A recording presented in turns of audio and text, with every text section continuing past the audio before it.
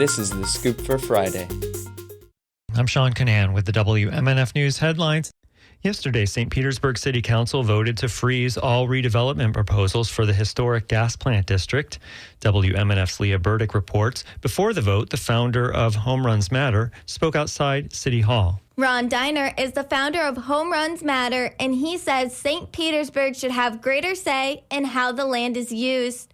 If the city does the planning first and lays out the streets and then sells the land later, then the city is in control and no one developer is going to cause the whole property to collapse and crash.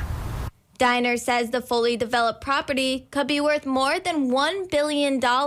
He says that revenue could help address city needs. We've got billions of dollars of repairs to be made to prevent flooding from happening in the future. All of these things are what we would be doing with this money if we did it ourselves. So planning comes first. Diner also says the city should work more closely with the Gas Plant Advisory Committee to better understand the land and its history.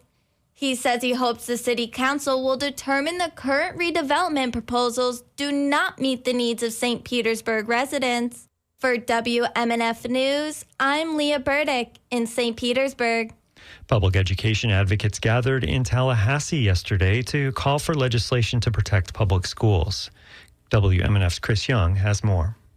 Groups specifically voiced concern about a Schools of Hope law allowing charter schools to co-locate in public schools. They also criticized Florida's school voucher system, saying the state is draining public school funds to fund them. Andrew Spar is the president of the Florida Education Association. And when you see what's happening in the state of Florida, from the law books that I showed you, with over 1,408 pages of laws for public schools, yet only 68 pages for charter schools and 19 pages for vouchers, how is that a level playing field? The press conference comes near the midpoint of the legislative session, which ends March 13th. Chris Young, WMNF News. Two South Florida voters are suing over Governor Ron DeSantis' mid-decade congressional redistricting. The petition asks the court whether the governor overstepped the legislature's authority when he called a special session to redraw congressional districts. It also looks at DeSantis' declaration of 2026 as a year in which the legislature will apportion the state. If the court determines that the governor overstepped, petitioners Elizabeth Pines and Eugene Pettis would push for his proclamation to be unenforceable until a legislature authorizes redistricting is passed. Governor Ron DeSantis called the special legislative session last month and set it to run from April 20th to June 8th or 12th. The city of St. Petersburg held a ceremony to raise the Carter G. Woodson flag in honor of Black History Month yesterday. Mayor Ken Welch says St. Pete needs to be united and honor its past. Black history is critical to St. Pete's history.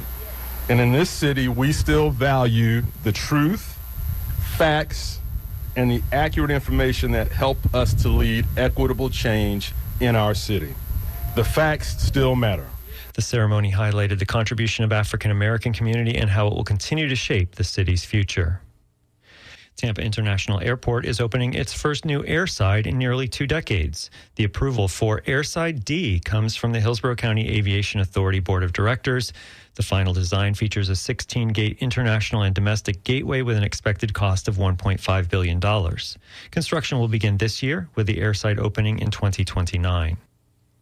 The Florida Supreme Court will not consider the merits of the text of the proposed amendment for adult personal use of marijuana. 6 of the 7 justices concurred. The court accepted Attorney General James Upmeyer's motion to voluntarily withdraw his request for an advisory opinion on the ballot proposal.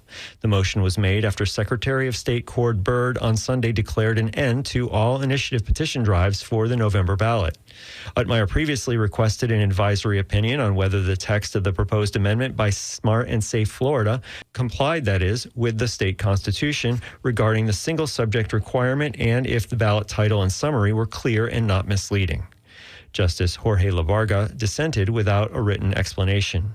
Byrd's office stated that none of the 22 citizen initiative efforts had gathered enough signatures to be placed on the ballot. Now it'll be sunny today with highs in the low 60s. Tonight clear with overnight lows in the mid 50s. Tomorrow sunny and breezy with highs near 70.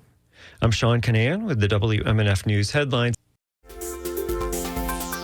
This is The Scoop. Recorded at WMNF Tampa.